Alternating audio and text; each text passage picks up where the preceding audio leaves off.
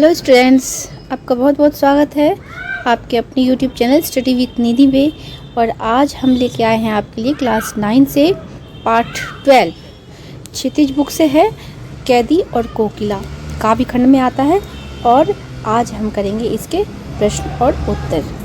तो पहले जान लेते हैं कि इनके राइटर हैं कौन। कैदी और कोकिला, इसके रचनाकार हैं श्री माखनलाल चतुर्वेदी। आइए जानते हैं उनके लाइफ के बारे में। जो कि हमारे राइटर होते हैं उनके जीवन के बारे में थोड़ा जानकारी हमें होना चाहिए, ये ज़रूरी है। ओके, तो माखनलाल चतुर्वेदी जी जो थे देशभक्त थे और देश की लड़ाई में कई बार उन्हें जेल भी जाना पड़ता था और वो एक अच्छे राइटर, अच्छे लेखक भी थे। तो इनका जन्म हुआ था 1889 ईस्वी में, 1889 में। इनका जन्म स्थान था होशंगाबाद, जो कि मध्य प्रदेश में पड़ता है। इनके पिता पंडित नंदलाल चतुर्वेदी जी थे और इनकी मृत्यु 30 जनवरी सन 1968 ईस्वी में हो गई थी। 1968 यानी 1968। और अब शुरू करते हैं कैदी और कोकिला, जो कि श्री माखनलाल चतुर्वेदी द्वारा रचित है। इसके क्वेश्चन एंड आंसर तो आइए करते हैं। पहला सवाल है, कोयल की कूक सुनकर कवि की क्या प्रतिक्रिया थी। आंसर कुछ इस प्रकार से है। कोयल की कूक सुनकर कवि को ऐसा लगा जैसे वो कुछ कहना चाहती है। उसे लगता है जैसे कोयल उसके कष्टों को बांटने आई है। किसे? माखनलाल चतुर्वेदी जी को। ओके, वह रात के अंधेरे में आकर उन्हें लगातार लड़ते रहने की प्रेरणा देने आई है। अगले सवाल पे आते हैं। सवाल नंबर 2, कवि ने कोकिला के बोलने के किन कारणों की संभावना बताई है। तो आंसर हम इस प्रकार से देंगे। कवि ने कोयल के बोलने की निम्नलिखित संभावनाएं बताई हैं। पहला, कवि के हृदय में विद्रोह के बीज बोने आई है। कवि के कष्टों को बांटने आई है।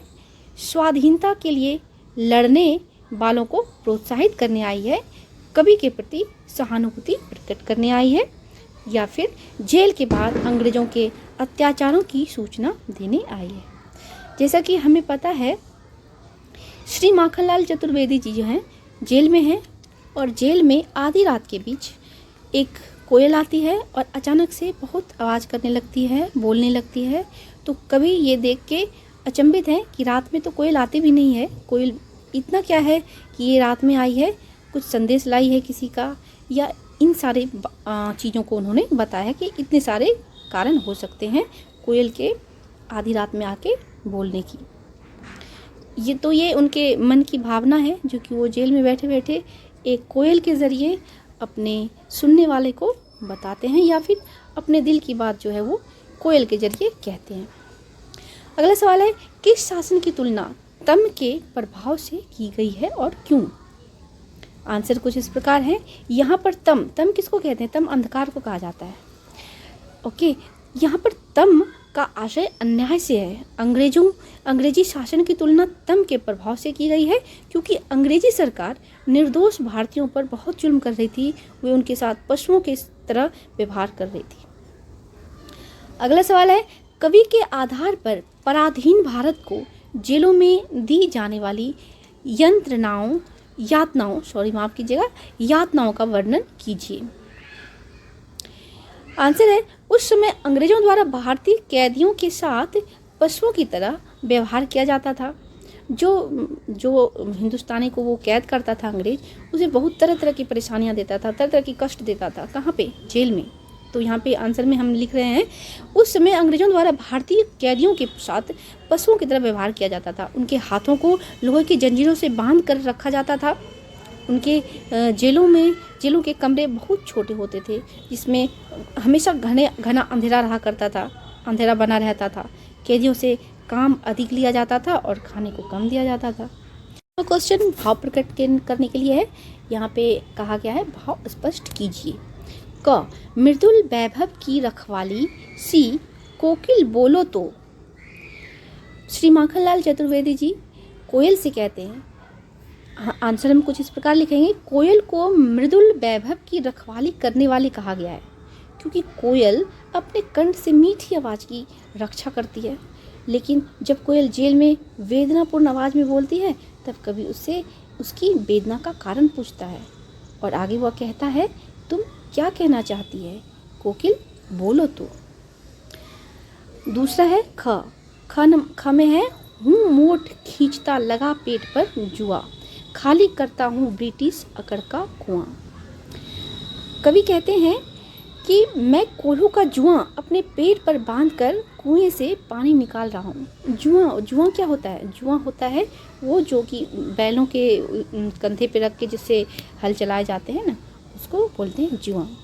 तो उसी तरह का कुछ होता है जो कि कह रहे हैं कवि कि मैं कोल्हू का जुआ अपने पेट पर बांधकर कुएं से पानी निकाल रहा हूँ, लेकिन इससे वे दुखी नहीं होते बल्कि अंग्रेजी सरकार की अकड़ को समाप्त कर देते हैं। अंग्रेज चाहते हैं कि कवि कोल्हू चलाने से मना कर दे और हम उस पर अत्याचार करें, लेकिन कवि उन्हें अवसर ही नहीं देता है और वे अंदर ही अंदर जल भुन जाते हैं। इस तरह अंग्रेजी सरकार कवि से पशुओं की तरह काम करवाती है। अगला सवाल है, अर्धरात्रि में कोयल की चीख से कवि को क्या अंदेशा होता है? क्या अंदेशा होते हैं?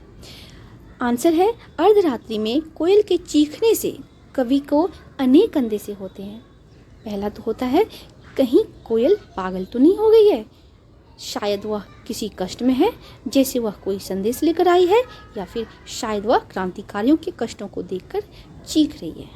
कवि कहते हैं कि ये अजीब बात है कि अर्धरात्रि में तो कोयल आती नहीं है, चीखती नहीं है, बोलती नहीं है, और इसके जो स्वर है वो भी मधुर मृदुल नहीं है, वो थोड़े वेदनापूर्ण है, मतलब दर्द दिखा रहे हैं उसकी आवाज़ में, कोयल की आवाज़ में, कोहकने की आवाज़ में।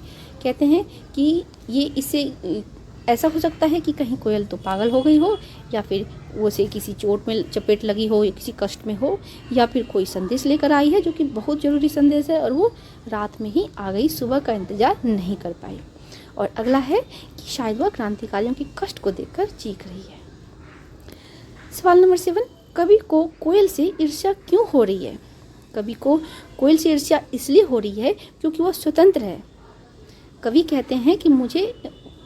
कहते हैं कि कोयल जो है उनको वो बिल्कुल स्वतंत्र है, वो खुले आसमान में उड़ सकती है, जहाँ चाहे वहाँ जा सकती है, लेकिन जो कवि हैं वो तो जेल में बंद हैं, वो तो कहीं जा नहीं सकते। इसलिए कवि को कोयल से ईर्ष्या इसलिए हो रही है क्योंकि वह स्वतंत्र है और कवि जेल में कैद है, वह खुले आसमान का आनंद ले रही है और कवि 10 फुट की कोठरी में रहने को मजबूर हैं। कोयल के गान की सभी तारीफ करते हैं, लेकिन कवि के लिए रोना भी गुनाह हो गया है। अगले सवाल पे आते हैं, कवि के स्मृति पटल पर कोयल के गीतों की कौन सी मधुर स्मृतियां अंकित है जिन्हें वह अब नष्ट करने पर तुली है? आंसर है, कवि के स्मृति पटल पर कोयल के गीतों की कुछ मधुर स्मृतियां अंकित हैं। कोयल हरी डाली पर बैठकर अपनी मधुर आवाज़ से पूरी प्रकृति को अलंकृत करती है। उसके मधुर गीतों से अपनी खुशी दिखाई देती है। वह स्वतंत्रतापूर्वक अपना गीत गाती है, परंतु अब वह अपनी इस विशेषताओं को नष्ट करने पर तुली है क्योंकि वह अंग्रेज सरकार द्वारा स्वतंत्रता सेनानियों पर किए गए अत्याचारों से दुखी है। हथकड़ियों को गहना क्यों कहा गया है? जब कवि स्वतंत्रता संग्राम में भाग लेते हैं तब अंग्रेज सरकार उन्हें पकड़कर जेल में बंद कर देते हैं और उनके हाथों में लोहे की हथकड़ियाँ डाल देते हैं, जो उनके लिए बड़े ही गौरव की बात होती है। डरती नहीं है, कोई भी जो स्वतंत्रता सेनानी होते हैं वो इससे नहीं डरते थे और उन्हें लगता था कि ये उनका गहना है, इसलिए कहा गया है हथकड़ी को गहना। अगला सवाल है, काली तू एक आली, इन पंक्तियों में काली शब्द की आकृति से उत्पन्न चमत्कार का विवेचन कीजिए। ओके, तो आंसर कुछ इस प्रकार है, इन पंक्तियों में कवि ने 9 बार काली शब्द का प्रयोग किया है। कितनी बारी किया है? 9 बार। यहाँ पर काली शब्द के कई अर्थ हैं। कवि काली शब्द का बार बार प्रयोग करके यह कहना चाहते हैं कि जेल के चारों ओर निराशा और अन्याय का वातावरण है। अंग्रेजों ने उन पर बहुत अत्याचार किए हैं, इसलिए उन्हें सब कुछ काला काला अंधकार सा नजर आता है। अगला सवाल पे आते हैं, काव्य सौंदर्य स्पष्ट कीजिए। किस दानावल की ज्वालाएं हैं दिखी? इस पंक्ति में उपमा, अनुप्रास, मानवीयकरण अलंकार है। ठीक है, इसमें कोयल की वेदना पूर्ण आवाज को सुनकर कवि इससे प्रश्न कर रहा है। कोयल की वेदना पूर्ण यानी जिसमें ऐसी आवाज जिसमें दर्द दिखाई पड़ता हो, दर्द झलकता। तीसरा, इसमें सरल भाषा का प्रयोग किया गया है। ओके, अब काव्य सौंदर्य स्पष्ट कीजिए। ख, तेरे गीत कहावे वाह, रोना भी है मुझे गुनाह, देख विषमता तेरी मेरी वजह रही, तीस पर रणभेदी। इसका आंसर होगा, इस पंक्ति में अनुप्रास अलंकार है। कवि ने अपने तथा कोयल के जीवन की विषमताओं की ओर संकेत किया है। कवि ने यहाँ तुकबंदी का प्रयोग किया है, इसमें सरल भाषा का प्रयोग किया है। ओके, अब है रचना और अभिव्यक्ति, कैदी और कोकिला से। तो इसमें दो सवाल हैं। पहला सवाल है, कवि जेल के आसपास अन्य पक्षियों का चहकना भी सुनता होगा, लेकिन उसने कोकिला की ही बात क्यों की है। ठीक है, ये भी सवाल अच्छी है कि बेशक वो जेल में बंद था, लेकिन पक्षियों की आवाज़ तो आती ही होगी, और अगर आती थी तो सिर्फ कोकिला की ही बात उन्होंने क्यों की। आंसर है, कोयल हमेशा दिन के समय बोलती है, रात के समय नहीं बोलती। जब कोयल रात के समय करुण स्वर में बोलती है, तब वह वेदना कवि के मन को छू जाती है। कवि का मन द्रवित हो उठता है। कोयल की आवाज़ अन्य पक्षियों से अधिक मीठी भी है, इसलिए कवि ने कोकिला की ही बात की है।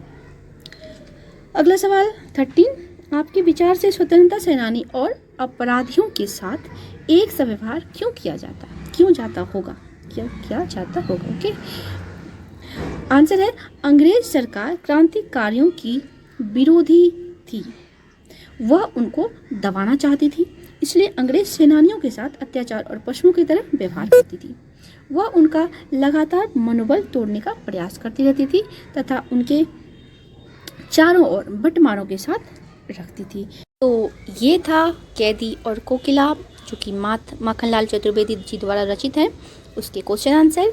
और अब मिलते हैं अगले वीडियो में। अगर आपको पसंद आया हो, आपके समझ में आया हो, तो आप लाइक करें, सब्सक्राइब करें, क्योंकि अगले वीडियो का नोटिफिकेशन आपको यहीं से मिलेगा। तब तक के लिए बाय बाय, नमस्कार।